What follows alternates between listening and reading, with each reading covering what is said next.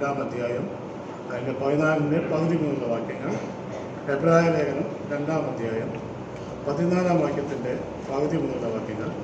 മരണത്തിൻ്റെ അധികാരിയായ പിശാചിനെ തൻ്റെ മരണത്താൽ നീക്കി ജീവപര്യന്തം മരണഭീതിയാൽ അടിമകളായിരുന്നവരൊക്കെയും വിടുവിച്ചു.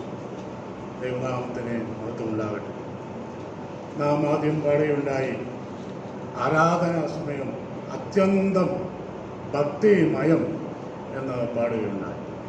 അത്യന്തം ഭക്തിമയമായ ആരാധനയിലേക്ക് ഏറ്റവും നികൃഷ്ടരായ കർത്താവ് വിളിച്ചു എന്നുള്ളത് ഓർക്കുമ്പോൾ എങ്ങനെ നമുക്ക് അടങ്ങിയിരിക്കാൻ കഴിയും? ആ നിലയിൽ ദൈവത്തെ, കർത്താവിനെ സകല മഹത്വവും നൽകി ജയം ഹല്ലേലൂയ എന്ന് പാടുവാൻ നമ്മെ പ്രാപ്തരാക്കി.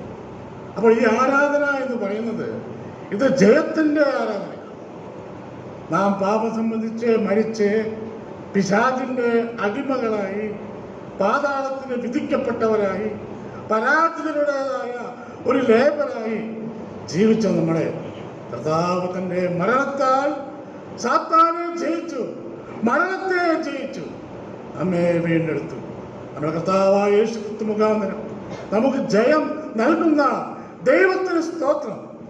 ഇന്ന് ആ നിലയിൽ ജയത്തിൻ്റെ ആരാധന ദൈവസന്നിധിയിൽ അർപ്പിപ്പാൻ നമ്മെ ദൈവം പ്രാപ്തരാക്കി. ആ നിലയിൽ നമ്മെ വീണ്ടെടുത്തു.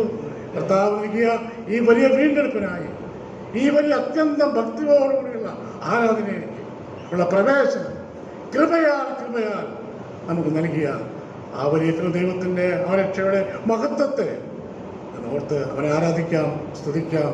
അവൻ്റെ വലിയ നാമം എന്നും എന്നേക്കും വാഴ്ത്തപ്പെടുമാറാകട്ടെ.